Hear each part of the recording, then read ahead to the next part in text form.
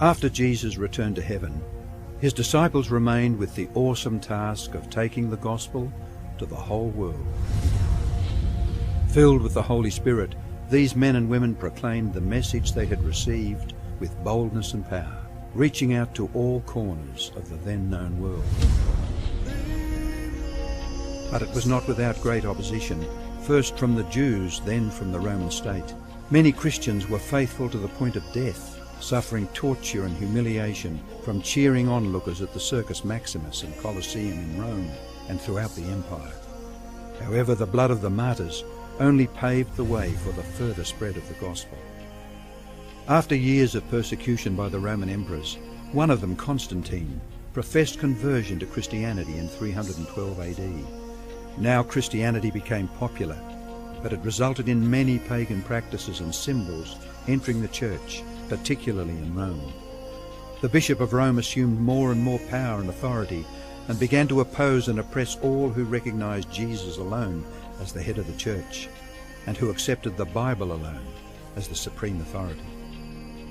To escape this increasing persecution, God's true people withdrew to the wilderness areas of Europe. In northern Italy, the Waldenses took refuge in the mountains. While many were slain, the light continued to shine in the darkness.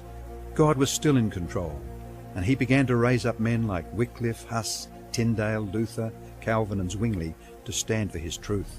They stood for the Bible alone, faith alone, and Christ alone. In 1798, in fulfillment of Bible prophecy in the book of Daniel, the religious and political supremacy of the Roman Church was temporarily reduced when General Berthier removed Pope Pius VI from his throne.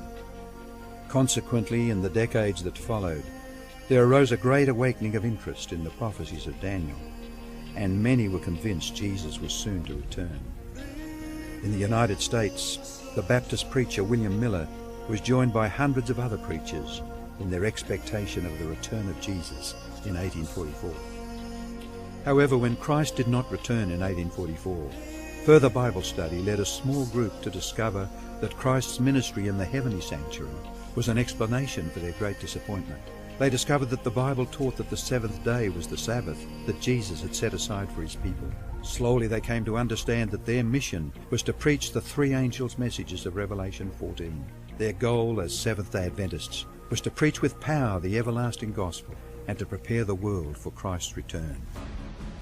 More than 160 years have now passed, years that have brought 2 world wars, numerous military campaigns, financial depression, the rise of atheism and secularism, as well as a booming world population, with natural disasters increasing in frequency and intensity. Today, the Church's mission and message is more relevant and urgent than ever in its history. Jesus is coming soon, and the world must be warned. Prepare to meet your God.